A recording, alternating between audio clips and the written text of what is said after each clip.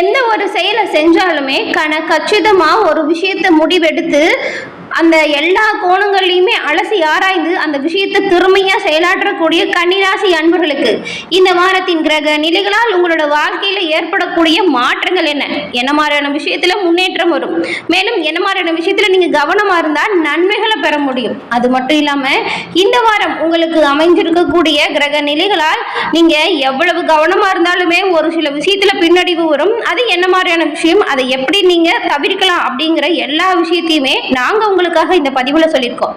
இந்த பதிவு கன்னிராசி அன்பர்கள் நீங்க பயன்பெறும் வகையில் அமையும். அதனால ஸ்கிப் பண்ணாம முழுமையா பாருங்க.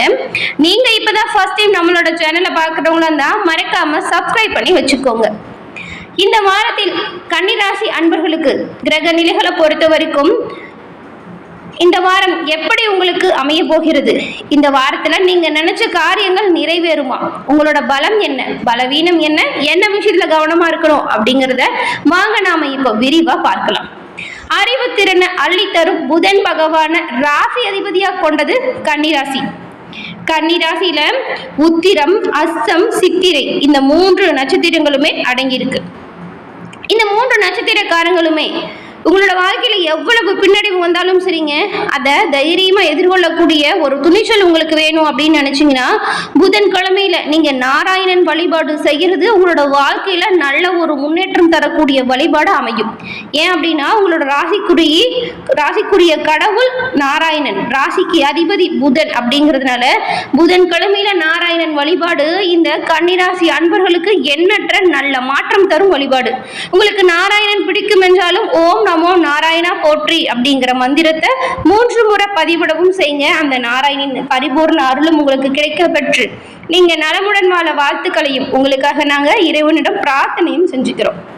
உங்களுக்கு இந்த வாரத்தின் கிரக நிலைகளை பொறுத்த வரைக்கும் சூரியன் 8ஆம் இடத்துல இருக்கிறார். இதன் மூலம் தந்தையின் ஆரோக்கியத்துல நீங்க கொஞ்சம் கவனம் செலுத்தணும். எதிர்பார்த்த இடத்தில் இருந்த உதவி கிடைக்க கொஞ்சம் தாமதமாகலாம். புது நண்பர்களால் உங்கள் தொழிலுக்கு தேவையான நன்மை வந்தடையும். சந்திரனின் சஞ்சாரம் வியாபாரத்திற்கு தேவையான உதவிகளை கொடுக்கும். செவ்வாய் 11ஆம் இடத்தில் இருக்கிறார். தன்னை விட கீழே இருக்கிற ஒருத்தர்கிட்ட நீங்க உங்களோட முழுமையான பணிகளையும் ஒப்படைக்க போறீங்க.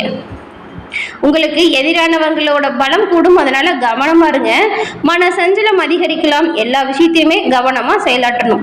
புதன் 7ஆம் மற்றும் 8ஆம் இடத்தில் இருக்கும் பொழுது உத்தியோகம் பார்க்கக்கூடிய இடத்துல நல்ல ஒரு உயர்வு வரும். அதனால எந்த ஒரு விஷயத்திலுமே பின்னடைவு வருது அப்படின்னு சொல்லிட்டு துவண்டு விடாதீங்க. உங்களோட முயற்சிகளை முழுமையா கொடுங்க. வெற்றி பெறக்கூடிய அனைத்து வாய்ப்புகளையுமே நீங்க பெற முடியும். உத்தியோகத்தில் உயர்வு கிடைக்கும். நீங்க நினைச்ச சம்பள உயர்வுமே கிடைக்கக்கூடிய வாய்ப்பை நீங்க திறமையா செயல்பட்டா பெற முடியும். குடும்ப விஷயத்தை பொறுத்த வரைக்கும் சுப காரியங்கள் நடப்பதற்கான வாய்ப்பு அமைஞ்சிருக்கு. குரு பகவான் 9ஆம் இடத்துல இருக்கிறதுனால அரசாங்க வேலைகள்ல சிரமங்கள் வரலாம், பார்த்து நடந்துக்கோங்க. தொழிலில் சுணக்கமான நிலை வரலாம். சுக்கிரன் 7ஆம் இடத்தில் இருக்கும் பொழுது பிடிவாதமான போக்கை நீங்க கைவிட்டே ஆகணும். உங்களுக்கு எதிர்பாராத நன்மையுமே ஒரு சில தடவை வந்து போகும். அதை நீங்க சரியா பயன்படுத்திக்கணும். சந்தர்ப்பத்திற்கு தகுந்த மாதிரி நடிக்கக்கூடிய எதிரிகளை நீங்க இந்த வாரம் அடையாளம் காண போறீங்க. சனி பகவான் 7ஆம் இடத்தில் இருக்கும் பொழுது மேல் அதிகாரிகளால் விரோதம் வரலாம், கவனமா இருக்கணும். குடும்பத்திலுமே சின்ன சின்ன சண்டை தகராறு வரலாம். குரு 7ஆம் இடத்தில் இருக்கும் பொழுது தீயவரின் நட்பை நீங்க கைவிட்டே ஆகணும். இல்லைன்னா பல விஷயத்திலுமே பண விரயம் வரும், வீண் அலைச்சலுமே இதனால் உண்டாகலாம். கேது 1ஆம் வீட்டில் இருக்கும் பொழுது அனாவசிய செலவுகள் அதிகரிக்கும். இதன் மூலம் பணம் தட்டுப்பாடு வரும்.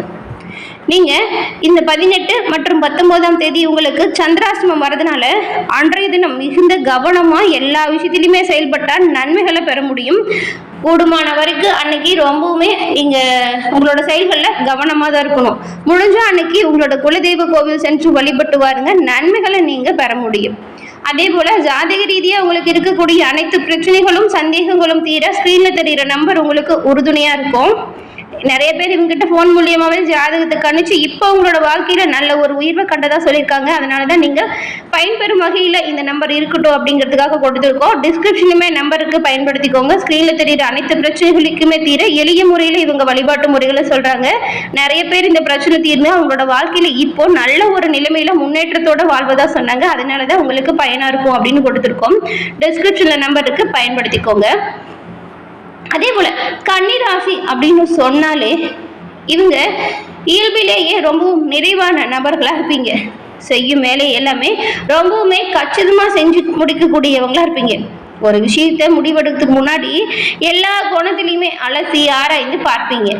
அதே போல கன்னிராசிக்காரங்க மற்றவங்களை அடக்கி ஆள்பவங்கெல்லாம் கிடையாது. ஆனா உங்களால முடிஞ்ச வரைக்கும் எல்லா விஷயத்திலுமே அதிகாரத்தை எடுத்துக்கிட்டு பொறுப்பா செயலாற்றக்கூடிய நபர்களை நீங்க இருப்பீங்க. எப்பொழுதுமே உங்க கூட ஒரு இடத்துல நீங்க வேலை செய்யறீங்கன்னு வச்சுக்கோங்களேன், மற்றவங்களை விடவே நீங்க ரொம்பவுமே சிறப்பா செயலாற்றணும் அப்படிங்கிற ஒரு முனைப்பு இருக்கும். உங்களுக்கு வரக்கூடிய பிரச்சனைகளை கூட நீங்களா சரி செஞ்சுக்குவீங்களே ஒழிஞ்சு யாரோட ஹெல்ப்பும் நீங்க தேட மாட்டீங்க. இருந்தாலுமே இந்த கன்னிராசி அன்பர்கள் கொஞ்சம் விளையாட்டுத்தனமான நபர்களா இருப்பீங்க. எல்லோர் மீதுமே அன்பும் பிரியத்தையும் காட்டக்கூடியவங்களா இருப்பீங்க. உங்களோட அன்புக்கு தகுதியான நபர்களை நீங்க தேர்ந்தெடுத்தாலே கூடுமான வரையில நீங்க சிறப்பான முன்னேற்றத்தை காண முடியும். எந்த ஒரு மனக்கவலையும் வராம நீங்க இருக்க முடியும். அந்த விஷயத்துல மட்டும் கவனமா இருக்கணும்.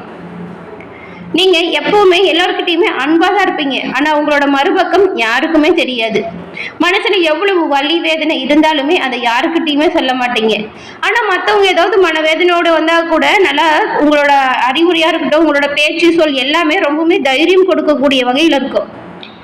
எவ்வளவு கவலையா வந்தாலுமே அவங்க கவலையை மறந்து உங்களோட பேச்ச கேட்டாங்களா வாழ்க்கையில நல்ல ஒரு உயர்வு வரணும் அப்படின்னு போராடி முன்னேறணுங்கிற ஒரு எண்ணம் வந்துடும். ஆனா உங்களோட மனதில் இருக்கிற துயரத்தையோ கஷ்டத்தையோ யாருக்கிட்டையுமே சொல்ல மாட்டீங்க.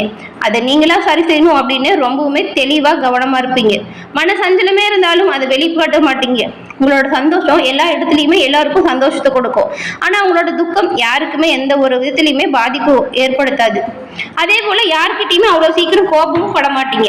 உங்களுக்கு பிடிக்காத செயலை செஞ்சா கூட இவங்க இப்படிதான் விட்டுட்டு போவோம் அப்படிங்கிற மாதிரியான சகிப்புத்தன்மை இருக்கும். அதை எதிர்த்து போராடி நீங்க பண்ணது தப்பு அப்படிங்கிற ஒரு வாக்குவாதம் எல்லாம் செய்யவே மாட்டீங்க. மேலும் நல்ல ஒரு அறிவு திறமை உங்ககிட்ட இருக்கு. ஒரு திட்டத்தை செயல்படுத்துறதா இருந்தா கூட ஒரு அந்த எல்லா விதத்துலையுமே சரியா வருமா அப்படின்னு யோசிச்சு அலசி ஆராய்ந்து செயலாற்றக்கூடியவங்களா இருப்பீங்க. எல்லா விஷயத்தையுமே ரொம்பவுமே நுணுக்கமா ஆராய்ச்சி செய்வீங்க. இதனாலேயே பெரும்பாலும் நீங்க செய்யற செயல்கள் எல்லாமே வெற்றியை கொடுத்திருக்கும். மற்றவங்களுக்கு ஏதாவது ப்ராப்ளம்னா கூட இது எப்படி இந்த வேலையை செய்யணும் அப்படின்னு உங்ககிட்ட தான் கேட்டு வந்து நிற்பாங்க. ரொம்பவுமே எந்த ஒரு விஷயத்தையுமே ஆழமா சிந்திச்சு செயலாற்றக்கூடியவங்க.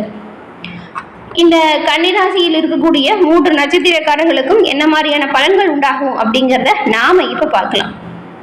கன்னிராசியில் இருக்கக்கூடிய உத்திரம் 2, 3, 4ஆம் பாதம், அஸ்தம், சித்திரை 1, 2ஆம் பாதம் கொண்டவங்களுக்கு இந்த வாரம் சாமர்த்தியமான பேச்சின் மூலம் எந்த ஒரு விஷயத்தையுமே சாதிக்க முடியும்.